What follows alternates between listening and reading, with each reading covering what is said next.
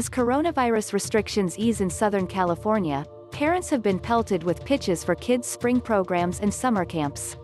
School districts are planning summer school and extra tutoring to make up for pandemic-inspired learning losses.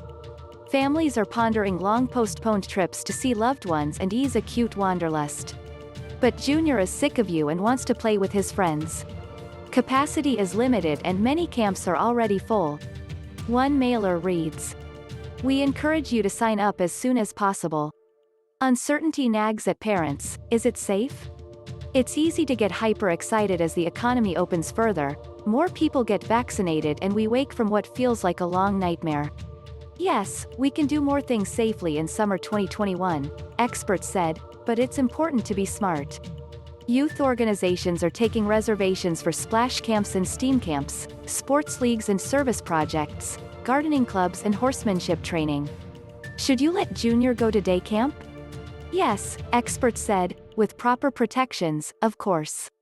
We now know that while children can and do get infected, they don't get as sick as adults. Younger children are not nearly as efficient transmitters as adults and older kids, said George Rutherford, professor of epidemiology and biostatistics at UC San Francisco.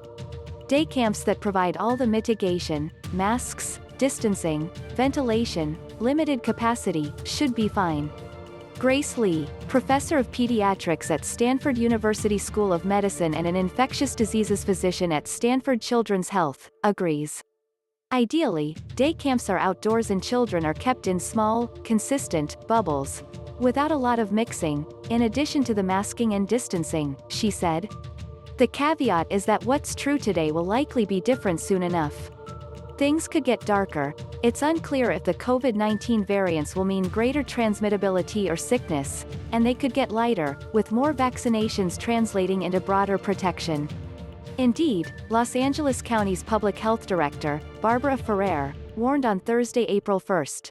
Highly contagious variants are spreading throughout the country, and we continue to have concerns about the increased risk of transmission during spring break, holiday travel and parties. That's why, experts say, it's extremely important to remain vigilant on mitigation measures now, with the end so close in sight.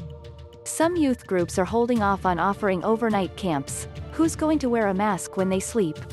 But many others are offering sleepover surf camps, equestrian camps, art camps and wilderness camps that last from a week to a month. The experts aren't quite as excited about these. Sleepover camp might be pushing it, Rutherford said. Last summer, despite the pandemic, a sleepover camp in Georgia hosted hundreds of kids and staffers in the wilderness for weeks of vigorous cheering, singing and merriment.